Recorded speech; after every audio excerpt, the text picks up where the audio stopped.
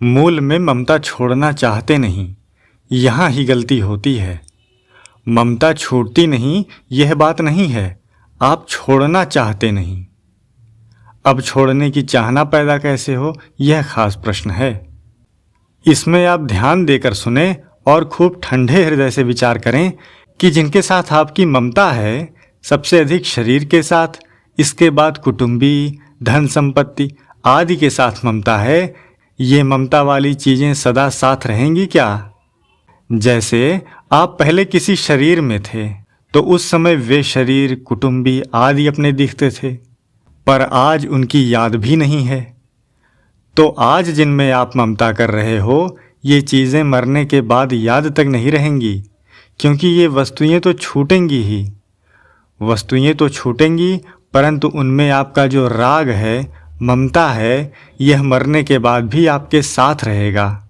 इसलिए यह ममता सिवाय जन्म मरण दुख देने के कुछ लाभ देने वाली नहीं है। पदार्थ छूटेंगे, ममता वाली वस्तुएं छूट जाएंगी, परंतु ममता भीतर बनी रहेगी। आगे चलकर वही ममता आसक्ति और कामना पैदा करके बंधन ही बंधन में डालेगी, इसके सिवाय कुछ नहीं। जब छूटने वाली वस्तुओं से ही ममता छोड़नी है तो इसमें जोर क्या आवे।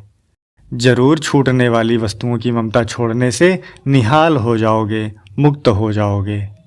ममता रहते हुए मौत आवेगी तो भी वस्तुओं से संबंध विच्छेद होगा, और त्याग करने से भी वस्तुओं से संबंध विच्छेद होगा।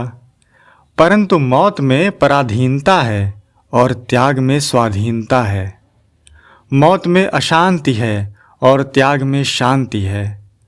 मौत में बाहर से संबंध छूट जाता है, पर भीतर ममता आसक्ति रहने से महान दुख होता है। और त्याग में भीतर से संबंध छूट जाता है तो बाहर से संबंध छूटने पर भी हानि नहीं होती, प्रत्युत महान आनंद होता है। मेरी तो एक ही प्रार्थना है कि आप इन बातों पर दलील दो, सुनो और विचार करो। ममता रखने से हानि ही हानि है, और ममता छूटने से आपको किसी तरह की हानि नहीं होगी, दुख नहीं होगा और सुख में कमी नहीं आएगी। जैसे इस मकान को आप सब भाई अपना नहीं मानते, तो क्या इसमें बैठने का सुख आपको नहीं मिलता? क्या यहाँ के प्रकाश का सुख हमको नहीं मिलता? यहाँ पंखे चलते हैं, इनसे हमको सुख नहीं मिलता है क्या? यहाँ माइक पर बोलते हैं, सुनते हैं, तो क्या इससे हमको सुख नहीं मिलता है क्या? तात्पर्य ये हुआ कि अपनापन छूटने पर भी सुख मिलना छूटेगा नहीं। अपनी ये चीज़ें नहीं हैं और सुख ले रहे हैं, तो सुख लेने पर भी हम निर्लेप रहेंगे। अर्थात यहाँ से चल दें, पंखा टूट जाए, बिजली जल जाए, तो अपने को कोई चिंता नहीं होगी। फर्क क्या है? ममता नहीं है। जिसको ममता होगी उसको चिंता लग जाएगी, खलबली मच जाएगी। खलबली मचाने के और आगे जन्म देने के सिवाय ममता से कोई सा भी फायदा नहीं है, और नुकसान कोई सा भी बाकी नहीं है। यह बनिया जाति बड़ी स्वार्थी होती है। यह नुकसान के तो नज़दीक नहीं जाती, और नफ़ा इनको अच्छा लगता ही है।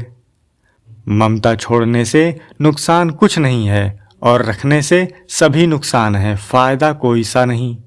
क्योंकि पहले ये चीज़ें थी नहीं और आगे ये रहेंगी नहीं। इनमें झूठी ममता कर लेते हैं तो बार बार दुख पाना पड़ेगा।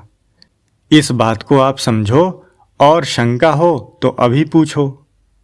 आप जिसको अपना मानते हो, कुटुंब को, धन को, घर को, शरीर को अपना मानते हो कि ये मेरे हैं, तो क्या ये पहले मेरे थे?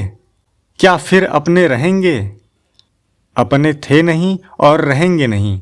दूसरी बात, आप जिनमें ममता रखते हो उनको बदल सकते हो क्या? छोरा मेरा है तो उसको भी अपनी आज्ञा के अनुसार चला सकते हो क्या? अपने शरीर को भी जैसा चाहे स्वस्थ रख सकते हैं क्या? कम से कम उसको मरने तो दोगे ही नहीं। धन आपके पास है, उसको रख लोगे? है हाथ की बात। शरीर बीमार भी हो जाएगा, मर भी जाएगा, छोरा भी नहीं मानेगा, धन भी चला जाएगा। ममता वाली वस्तुओं को रखने की ताकत किसी की हो तो बोलो। तात्पर्य ये हुआ कि यह पहले थी नहीं, आगे रहेगी नहीं, और अभी भी उसके ऊपर आपका आधिपत्य चलता नहीं।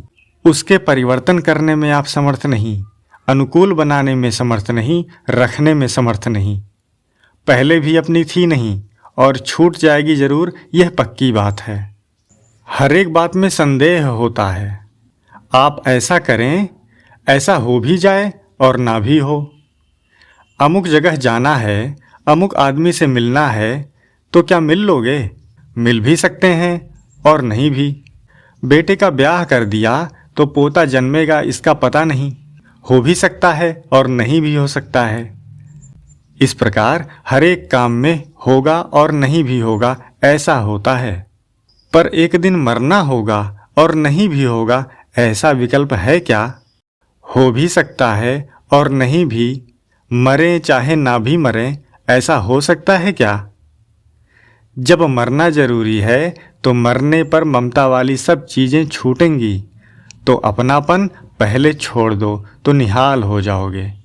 अंत में छूटेगी तो सही, क्यों इज्जत गुमाओ अपनी? बेइज्जती के सिवाय क्या मिलेगा?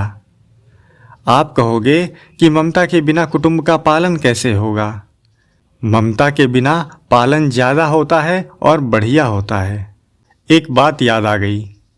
वह साधु जो चाहे ब्राह्मण हो, आपका हित ममता रखने वाला ज़्यादा कर सकता है या ममता ना रखने वाला ज़्यादा कर सकता है?